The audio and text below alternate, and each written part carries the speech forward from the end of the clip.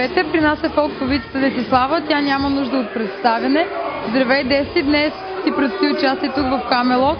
Как се чувстваш? Опитвам се вече да вляза в необходимото настроение, което трябва да имам докато съм на сцената, за да мога да го предам в същото време и на хората, които са дошли да се забавляват тая вечер. Мисля, че успешно. Как е сега летния сезон? Имаш ли доста участия, повече по морето или по другите градове? Честно казано, покрай световното първенство малко имаше спад. Няма да го крия, ще бъда искрена. Всички са гледали футбол тогава. Но пък погледахме малко мачове, порадахме се на хубави големи отбори, на хубави мачове интересни с приятели. Така че в същото време няма нищо лошо в това, че нямаше толкова работа. Но сега така се нормализираха нещата вече.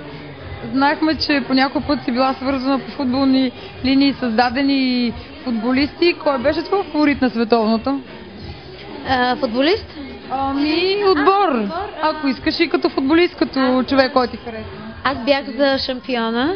Испания? Испания, разбира се. Винаги Испания и Фернандо Торес.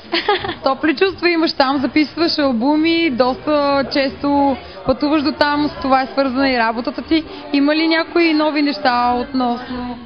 Може би има връзка, да. С това, че съм живяла за кратко в Испания, за това, че учи испански, че правя албум. Аз почти го направих, но... Кога ще бъде готов той? Не мога да кажа. Аз се занимавам с доста проекти и просто в един момент е доста трудно всичко наведнъж. Може би успоредно побутвам няколко неща наведнъж и може би скоро, надявам се. Ти си борбена жена и го доказваш в момента с телевизионния проект, който се захвана. Как върви той? Всички вече гледат и са доволни от това, което виждат и това са отзивите? Мисля, че върви доста добре, въпреки че все още нямаме разпространението, което желаем и което трябва да имаме. Но това е, може би, в процес на 2-3 месеца ще се случи всичко това, надявам се. Сама ли движиш изцяло нещата или имаш свои менеджери и хора, които ти помагат? Естествено имам екип, защото това е доста отговорна работа и аз все пак не разбирам от всички, детайлно от всички неща. Аз отговарям повече за творческата част и разбира се, наблюдавам какво се случва. Спокойно ли заспиваш вечер, имайки предвид това, че те чака на следващия ден много работа и ангажименти? Не съвсем. Все пак аз съм доста, как да кажа, перфекционист като цяло. Може би така, живота ме научи, аз не знам. Може би просто го имам това качество в себе си. Не знам на какво се дължи точно това качество в мен, но искам мисля всичко да бъде перфектно, въпреки че това е една област, в която не съм се занимавала никога с телевизия. Това е една много по-различна материя. Това не е просто...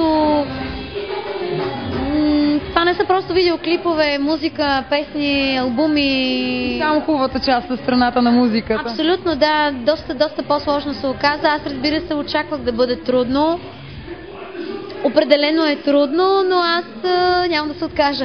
Това, че си амбициозна ли цялото те накара да се захванеш с този проект?